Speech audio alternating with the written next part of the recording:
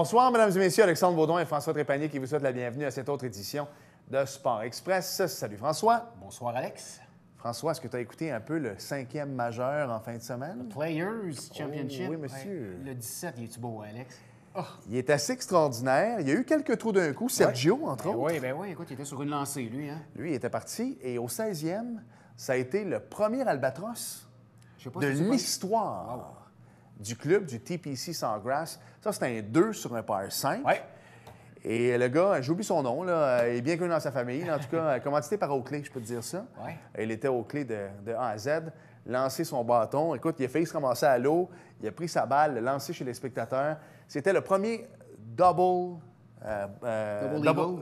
eagle sur le 16e. Ça va avoir une petite valeur, cette balle-là, je pense. De l'histoire, mais il l'a lancé dans la foule. Ah ouais, peut-être qu'après, quelqu'un a dit « Hey, champion, c'est parce que je ne sais pas qui l'a, mais lui, il va la vendre. » Il va dire « Vous la voulez? Je vais vous la vendre. » Belle émission cette semaine et ça te touche plus particulièrement parce que tu es impliqué émotionnellement également dans ce beau projet. On reçoit Éric Gélina et François en première partie, naturellement. On revient sur sa saison à 2016-2017. Mais en deuxième partie, sur le fond, sa fondation, Jelly and Ice. Et je sais que tu es impliqué dans cette fondation-là. Oui, écoute, on allait faire des annonces, Alexandre, cette semaine là, par rapport au Fonds Jeunesse Jelly and Ice. Je te répète, la mission, c'est d'aider les familles défavorisées de la région à ce que leur enfant puisse jouer au hockey, avoir de l'équipement, participer aux différents tournois. Et je suis allé avec mon collègue et ami Philippe Lémery de la Fondation annoncer à des familles qu'on était pour les sélectionner. Bravo. Alexandre, les gens pleuraient dans la salle. Nous aussi, on avait les larmes aux yeux. C'était un beau moment. Et un beau petit clin d'œil, les 5 dernières minutes de l'émission, on vous garde ça en surprise. Des retrouvailles entre deux athlètes. Exactement, ça va être fort intéressant. Donc, on s'arrête 5 secondes et au retour, l'entrevue que François et moi avons réalisée avec Éric Gélina.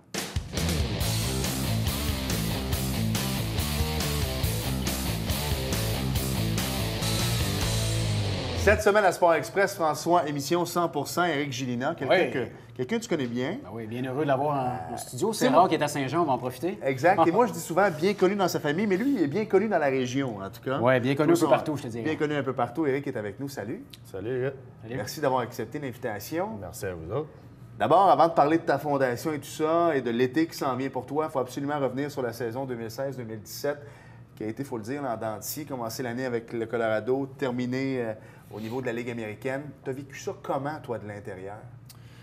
C'était frustrant, surtout que majoritairement du temps, c'était des choses que je peux pas contrôler en tant que joueur. Fait que c'est juste des choses qui se passent, puis tu vois d'autres choses qui se passent aussi, puis tu comprends pas trop le pourquoi que ces décisions-là sont prises. Puis, fait que oui, la première partie de ma saison, ça a été vraiment frustrant. Je voulais jouer, je jouais pas. Quand je jouais 7 minutes. Fait que c'est pas... techniquement, je jouais pas, là. Fait qu'au mois de décembre, moi et mon agent s'étaient rencontrés pour prendre la décision de demander d'aller dans les mineurs parce que j'avais plus nécessairement de fun à jouer en faisant ça. Au début, l'organisation ne voulait pas. Ils ne justifiaient pas le fait de payer mon salaire dans les mineurs versus dans la Ligue américaine. Mais là, on a réussi à les faire comprendre après 2 mois que je sois payé dans les estrades ou que je sois payé dans les Ligues mineures, ça revient pas mal au même. Fait que mais juste, on va ouvrir une parenthèse. Dans le jargon, tu avais un contrat one-way. Donc, toi, même si tu en allais à San Antonio, tu avais ton salaire de Ligue nationale. Oui, exact. Fait que c'est ça.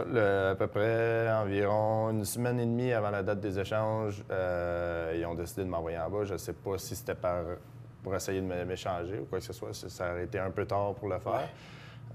Mais non, fait que c'est ça. Fait qu'au moins, je suis allé en bas, j'ai eu beaucoup de minutes, ça a bien été en bas, là, on se cache pas. Ça a bien été, oui. L'équipe, on a fini dans le bas de la cave aussi. Mais au moins, je jouais des 27-30 minutes par game. Fait qu'au moins, j'ai repris le goût, puis j'ai repris mon identité, j'ai repris ma confiance. Fait que je pense que ça a été positif, puis je regrette pas cette décision-là pantoute. Fait que, en gros, ça a été ça. Puis là, je sais pas trop qu'est-ce qui va se passer. Rick, si on revient un peu, on en a parlé beaucoup ensemble l'été passé. Tu étais tellement confiant, tu t'en allais à Colorado, tu étais primé, si tu me permets l'expression. C'est Patrick Roy qui était venu te chercher.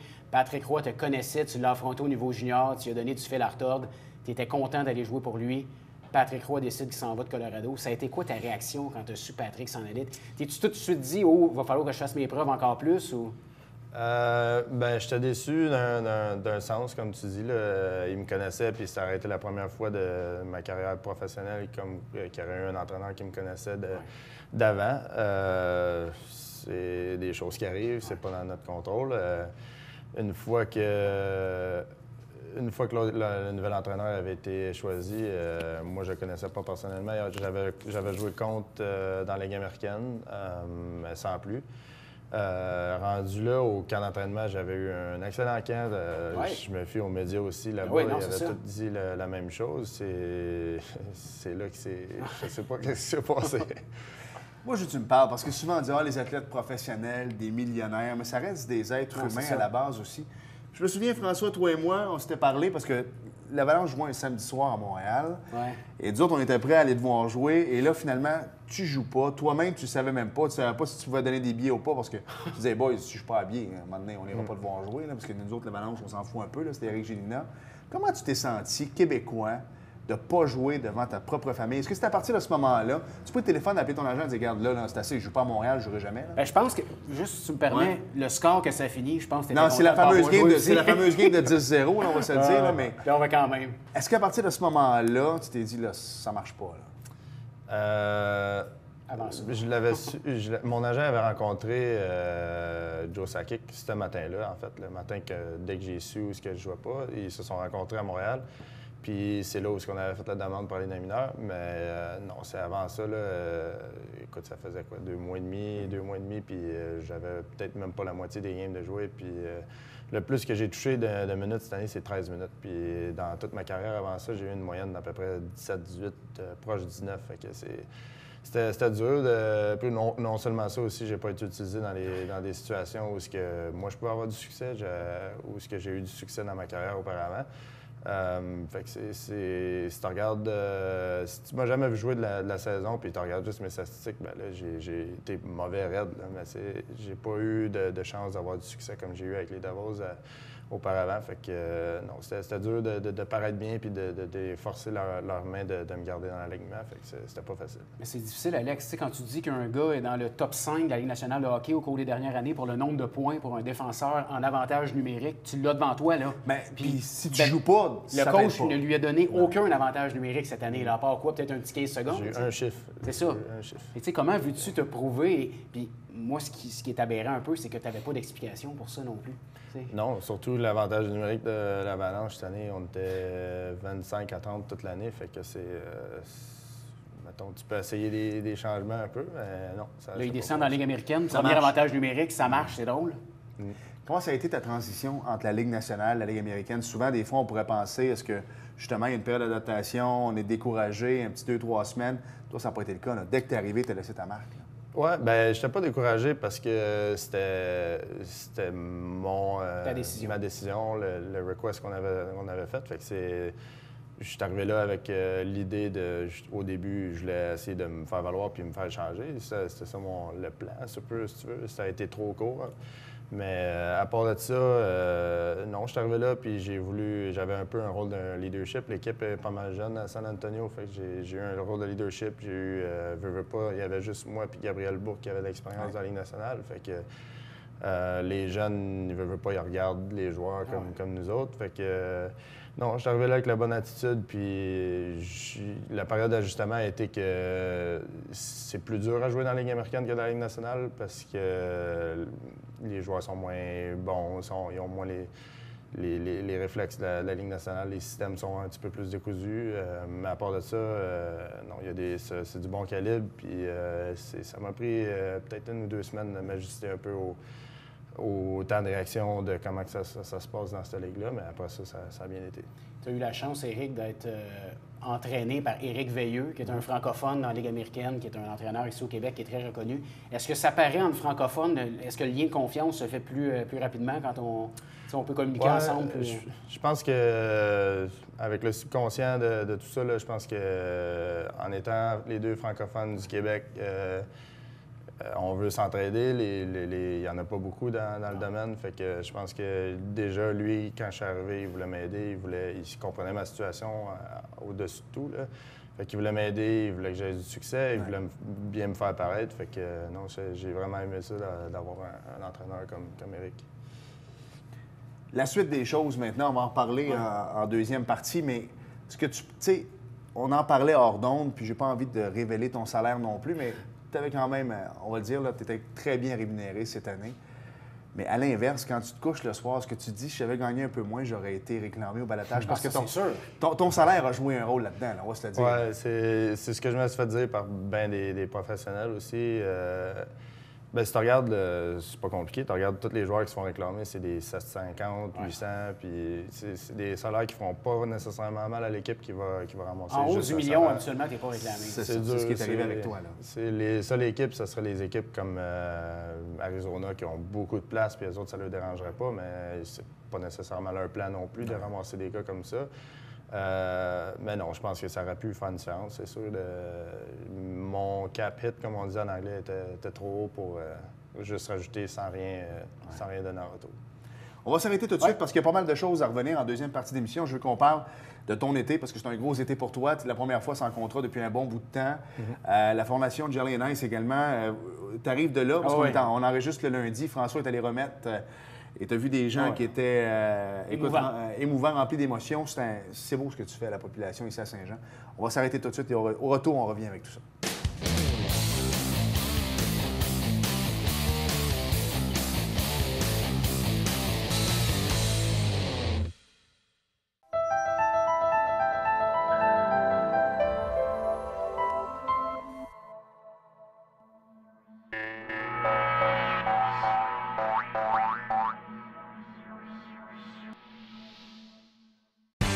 Sport Express suit à l'instant.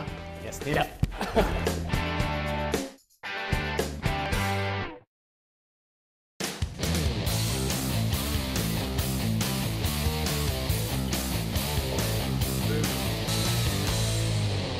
Nous sommes de retour à Sport Express.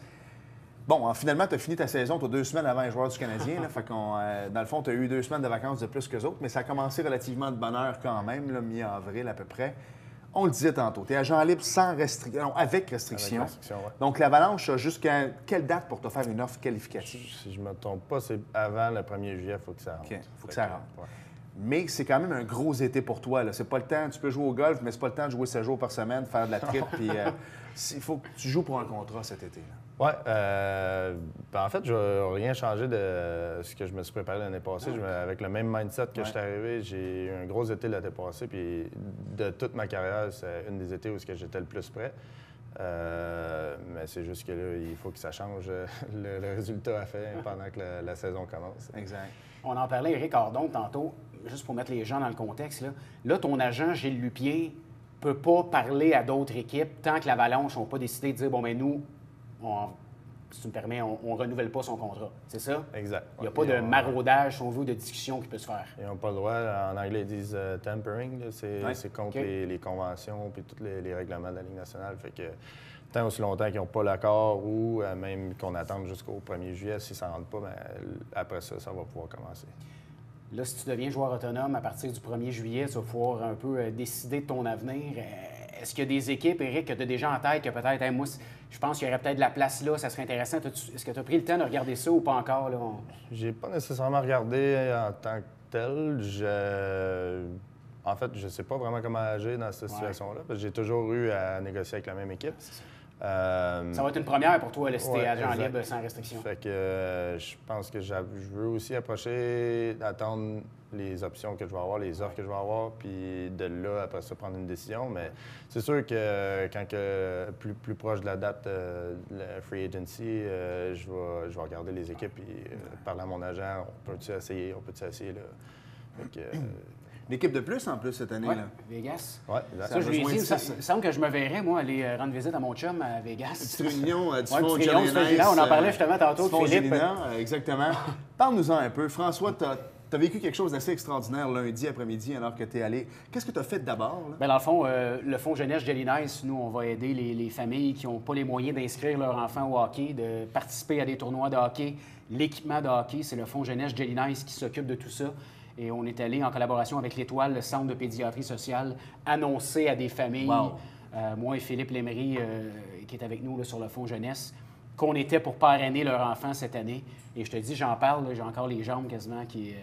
j'ai les jambes molles. C'était extrêmement émouvant. C'est, tu sais, de un, quand tu as des enfants, de deux, quand j'ai quand même tout dans la vie, j'ai pas besoin de voir des gens comme ça qui sont dans le besoin, puis que c'est comme si on venait de leur annoncer que...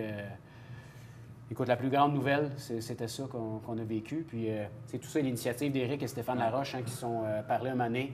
Éric, en tant que gars de la région, bien, je vais te laisser l'expliquer un peu, que vous lui redonnez à ta population, dans le fond.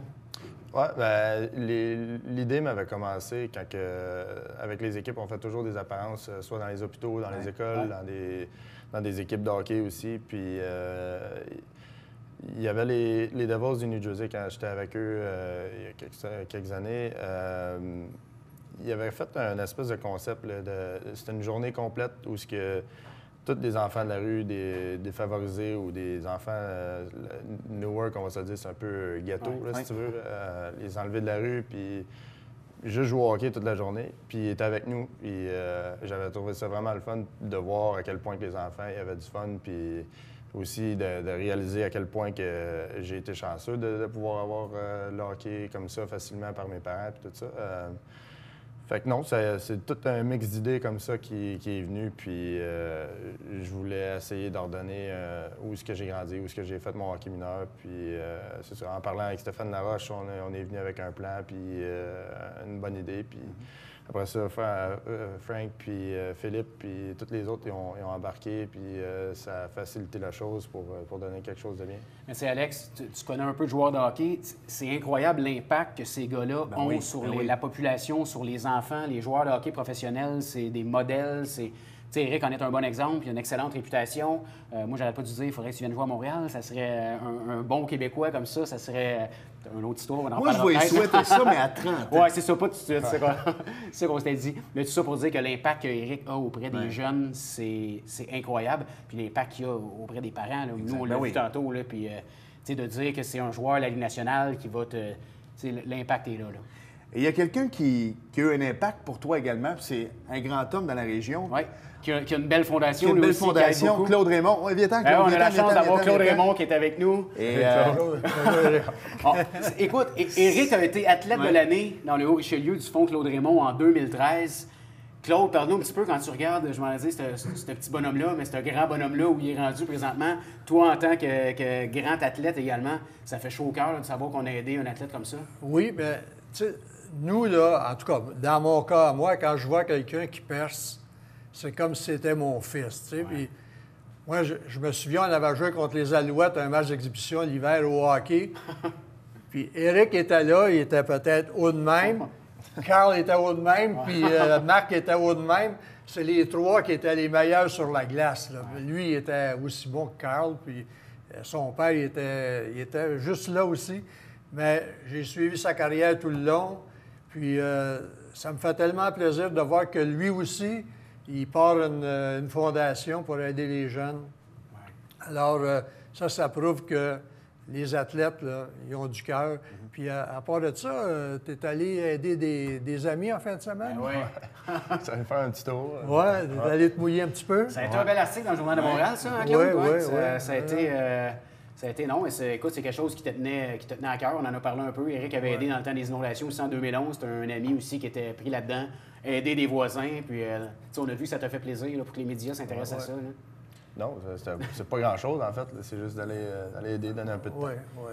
Mais c'est beaucoup. Tu sais, quand tu regardes ça. Oui, c'est beaucoup. L'article en a parlé. Les athlètes professionnels, c'est pas nécessaire pour lui, là. Puis il l'a fait. Tu sais, nous, ma fondation, là, on regarde nos jeunes, là, puis Jeff Drouin-Delaurier, il a fait son chemin. Il y en a plusieurs. Aurélie Rivard. Il y en a plusieurs là, qui nous ont honorés, qui ont fait plaisir à notre ville, puis on est très, très heureux d'eux. Si on prend la famille Gélina, tu as nommé les trois. Tu sais, il y a eu Carl qui a joué dans le 3 au baseball, qui joue aujourd'hui avec les Capitales, Éric qui joue dans la Ligue nationale de hockey. Jusqu'à quel point ça a changé? Parce que autre temps, autre mœurs. Mais je me plais toujours à dire que Maurice Richard, aujourd'hui, n'aurait pas les moyens de jouer élite. Est-ce que des fonds Claude Raymond, des fonds Jerry et justement, il y avait tout ça à l'époque? Comment ça fonctionne? Moi-même, je n'aurais pas été capable de jouer au baseball puis payer 200-300 pièces par année pour jouer. Là. Nous autres, on jouait, puis toute la journée, on était dehors, puis on se lançait à la balle, puis on frappait, puis j'aurais pas été capable de jouer au hockey non plus. Moi, j'étais gardien de but. Hein. Pas de masque, rien. Là, juste une mitaine de premier but. On n'aurait pas pu jouer parce qu'aujourd'hui, c'est tellement structuré que c'est plus difficile pour les jeunes de percer. Là. Éric, tu viens d'une famille d'athlètes. On l'a mentionné, ton père, ton frère Carl, Claude, qui est un des grands joueurs, le plus grand joueur de baseball québécois. Qu'est-ce que ça fait pour toi en tant qu'athlète professionnel de voir Claude avec sa fondation qui t'avait aidé, entre autres, en 2013? J'imagine que pour toi, Claude, c'est un modèle aussi là, en tant qu'athlète. Oui, c'est sûr. Par rapport à mon père aussi, j'en entendais parler beaucoup. Mais non, comme on a dit un petit peu plus tôt, des petites aides comme ça, c'est ce qui va nous amener au prochain niveau, justement les dépenses que certains ne peuvent pas se payer. Puis c'est un peu aussi une tape dans le dos en tant qu'athlète de recevoir des louanges comme ça des fondations, du monde qui te reconnaissent, puis surtout ta ville qui te reconnaît. Non, c'est sûr, c'est des choses qui sont vraiment bien, puis c'est apprécié. On en a parlé tantôt, Alex. C'est rare qu'on voit ça. Les gens diraient ça va de soi, mais Éric a été élu athlète de l'année en 2013 du Fonds Claude Raymond et il a remis sa bourse. Il ne l'a pas gardé, il l'a remis. Puis Claude, tu disais que ça peut permettre d'aider 3 athlètes, ça, en faisant ça. 1 000 qu'il nous a remis, là, ça a aidé 3 athlètes à essayer de se perfectionner. Puis il y en a 3 dans l'histoire depuis 1990 là, qui ont remis leur bourse. Il y a 2 joueurs de hockey. Jeff Drouin-Deslauriers, Éric. Puis on le dit aux gens, inscrivez-vous parce que moi, je coach au hockey. J'ai coaché contre ton garçon, d'ailleurs, cette année, mais ton petit-fils, en fait. Et des fois, de l'extérieur, nous, on a l'air à penser, en tant qu'entraîneur, que ça roule sur des roulettes. On voit le parent arriver avec son auto, mais on ne sait pas où ils habitent, on ne sait pas quel travail ils font. On ne sait pas à quel point ils ont gratté les tiroirs peut-être pendant tout l'été pour inscrire leur enfant. Il y en a un qui joue, il y en a peut-être 2 qui ne jouent pas pendant ce temps-là. Il ne faut pas se gêner. Il faut inscrire nos enfants à ta fondation. En fait, faut... Non, c'est ça. C'est pas nécessairement du monde qui sont nécessairement pauvres ou démunis ou quoi que ce soit. C'est des familles que, comme tu as dit, ils ont 2-3 enfants puis ils n'ont pas les moyens de faire que les 3 enfants jouent au hockey. C'est juste une aide, puis c'est une aide pour que ça soit égal pour tout le monde. Les familles qui ont plus de besoins, qui ont plus d'argent, qui, eux, ça dérange pas. C'est plus de donner une chance égale à tous les enfants, puis que tout le monde ait la chance de jouer au hockey. Très belle cause, très belle cause. Il reste 30 secondes, Éric. On va le mentionner, là, même si peut-être quand ça va être diffusé, ça va être complet, mais on a un tournoi de golf, le Fonds Jeunesse Jelly Nice, le 10 août prochain. Éric va être là, entre autres, Jonathan Huberdeau, Louis Domingue, qui ont confirmé. Je suis persuadé qu'il va en avoir d'autres. Je pense qu'il nous reste 3 foursomes à vendre sur 40, donc ça va assez rapidement. Donc, si les gens sont intéressés, juste à communiquer avec nous. Sport Express, on est là, hein? Ah, c'est sûr. OK, parfait. C'est sûr. Non, mais je veux juste m'assurer. Messieurs, Claude, on se revoit la semaine prochaine, Claude. Avec la joie des ondes, on va se revoir la semaine prochaine. Très bien. Éric, bon été. On veut te voir sur une patinoire de la Ligue nationale de hockey l'an prochain. Merci encore de ton implication avec ton fonds. Merci à vous. C'est extraordinaire. Merci beaucoup d'être venu nous voir. Merci. Bonne chance. Merci.